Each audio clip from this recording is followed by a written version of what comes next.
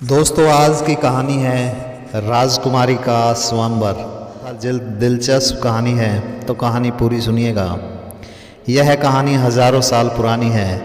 ओरिया नगर में एक राजा हुआ करता था। उसकी एक पुत्री थी जिसका नाम सोमवती था। राजकुमारी बहुत ही ज़्यादा सुंदर तथा समझदार थी। जब वह जवान हुई तो उसका रूप और भी निखर गया था। देखने वाला अगर उसको एक बार देख ले तो देखता ही रह जाए। राजा ने उसके लिए वर तलाशना शुरू कर दिया था, लेकिन उसके योग्य कोई भी वर नहीं मिला।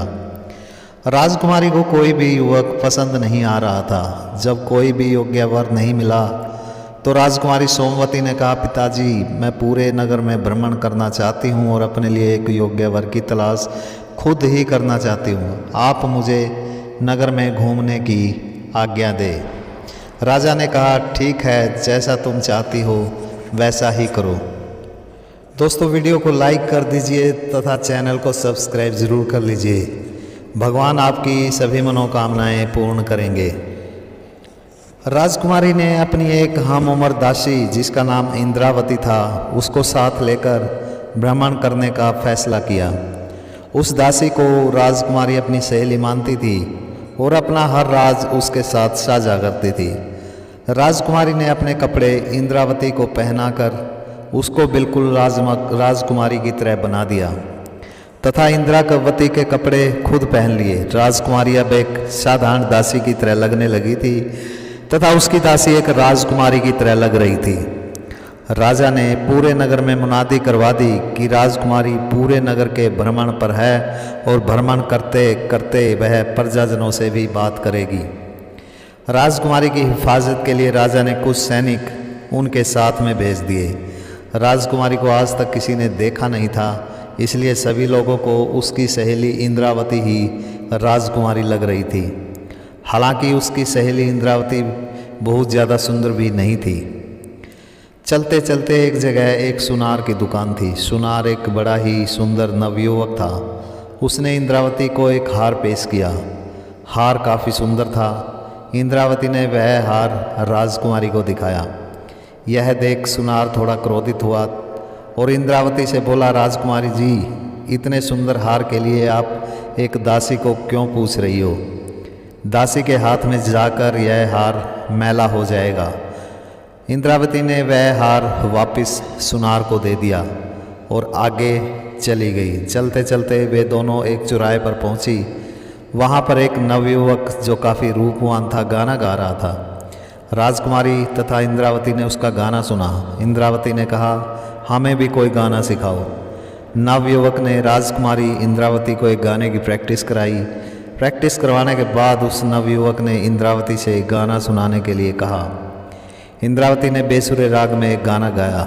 इतना बेसुरा गाना सुनकर भी वह नवयुवक बहुत खूब कहता रहा। इसके बाद दासी बनी राजकुमारी ने भी एक गाना गाकर सुनाया। राजकुमारी की आवाज़ काफ़ी अच्छी थी। उसने गाना भी अच्छी तरह गाया था, लेकिन वह युवक उसकी तारीफ करने की बजाय उस पर क्रोध करने लगा। रहने दो, तुम राजकुमारी की बराबरी नहीं कर सकती। उसको क्या पता कि राजकुमारी के भेष में एक दासी है। राजकुमारी अपनी सहेली के साथ आगे चल पड़ी। आगे एक मोड़ पर एक युवा ब्राह्मण अपनी पोथी पत्र के साथ बैठा हुआ था। राजकुमारी बनी इंद्रावती ने ब्राह्मण को अपने हाथ दिखाए। ब्राह्मण ने कहा, हे राजकुमारी, तुम्हारे हाथों में तीनों लोकों का राज्य लिखा हुआ है। तुम्हारी शादी किसी राजकुमार से होगी जो तुम्हें हमेशा अपनी पलकों पर बैठा कर रखेगा। इसके बाद राजकुमारी ने अपना हाथ ब्राह्मण के आगे रखा। ब्राह्मण ने राजकुमारी को बताया, हे कन्या, तुमने आज तक जीवन में हमेशा तंगी का सामना ही किया है और आगे भी तुम्हारा जीवन ज़्यादा सुखी नहीं होने वाला। तुम्हारा पति बेहद ही गरीब और दास प्रवृत्ति का होगा। इस तरह दोनों सहेलियाँ पूरे नगर में सारा दिन घूमती रही। उनको वहाँ पर अलग अलग तरह के लोग मिले।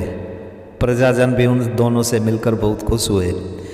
सभी ने राजकुमारी बनी इंद्रावती को तोहफे में बहुत सारी भेंट दी। चलते चलते वे दोनों एक जंगल के किनारे पर आ गई। शाम होने वाली थी। उनको कुछ डाकुओं ने घेर लिया। डाकुओं के सरदार ने सभी सैनिकों को मार दिया तथा राजकुमारी तथा इंद्रावती को अगवा करने का प्रयास किया। इंद्रावती किसी तरह हाथ छुड़ाकर भाग निकली, लेकिन राजकुमारी भाग ना सकी। इंद्रावती जंगल की तरफ दौड़ने लगी। कुछ ही दूरी पर उसको एक युवक घोड़े पर आता दिखाई दिया। इंद्रावती ने उसको बताया कि वह ओरिया नगर की राजकुमारी है तथा डाकुओं ने उसकी दासी को अगवा कर लिया है।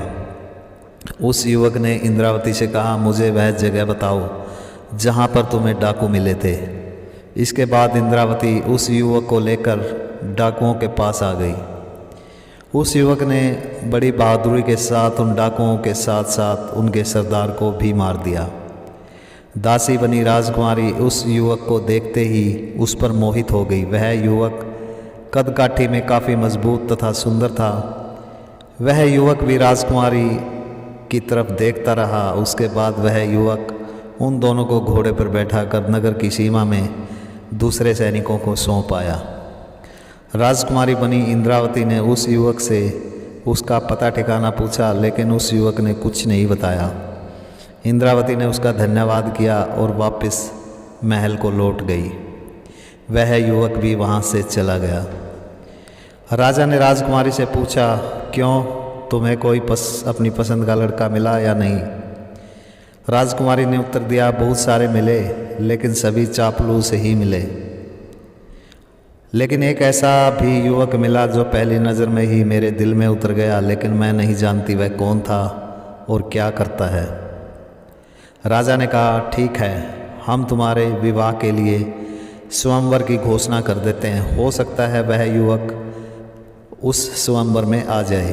राजकुमारी ने उत्तर दिया, पिताश्री, मैं अपना दासी वाला भेष अभी नहीं बदलूंगी।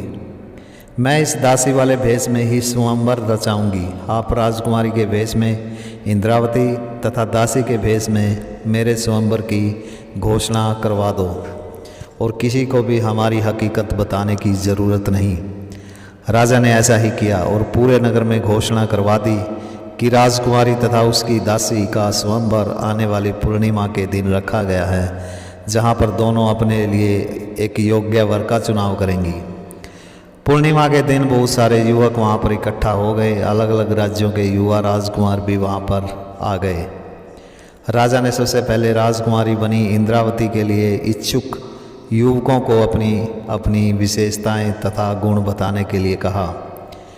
बहुत सारे युवक खड़े हो गए। सभी बारी बारी से अपनी पहचान तथा अपनी योग्यताएं बताते चले गए, लेकिन इंद्रावती ने कोई भी फैसला नहीं सुनाया। राजा ने कहा कि राजकुमारी थोड़ी देर में अपना फैसला बताएंगी, तब तक दासी से शादी करने के इच्छुक युवक अपनी अपनी पहचान तथा अपनी अपनी योग्यताएं बताएं। लेकिन यह क्या, केवल 2-3 युवक ही खड़े हुए। उनमें से एक युवक वही था जिसने राजकुमारी की जान डाकुओं से बचाई थी। उसको देखकर राजकुमारी बहुत खुश हुई। उसने बगैर उसका परिचय पूछे आगे बढ़कर उस युवक के गले में वरमाला डाल दी। राजा ने उस युवक से पूछा, है नौजवान, अपनी पहचान बताओ और तुमने राजकुमारी से शादी करने की इच्छा क्यों नहीं जताई? इस दासी को ही अपने लिए आखिर तुमने क्यों चुना? उस युवक ने कहा, है महाराज, मैं यहाँ से 100 कोस दूर विदर्भ देश का राजकुमार हूँ। मैं इन दोनों युवतियों से पहले भी मिल चुका हूँ। मैंने पहली नज़र में ही इस दासी को पसंद कर लिया था और मैं यहाँ पर सिर्फ इसी से शादी करने आया हूँ, राजकुमारी से नहीं। और मुझे खुशी है कि इस दासी ने भी मुझे ही अपने योग्य पाया। राजा राजकुमारी की पसंद देखकर बड़े ही प्रसन्न हुए। इसके बाद उन्होंने कहा, यहाँ पर उपस्थित सभी मुझे माफ़ करना। मैं आपको बताना चाहता हूँ, जो राजकुमारी के भेष में बैठी हुई लड़की है, दरअसल वह एक दासी है और जो दासी के भेष में है वह असल में राजकुमारी है। राजकुमारी की इच्छा से ही यह सब किया गया और मुझे खुशी है कि राजकुमारी ने अपनी पसंद का वर चुन लिया है।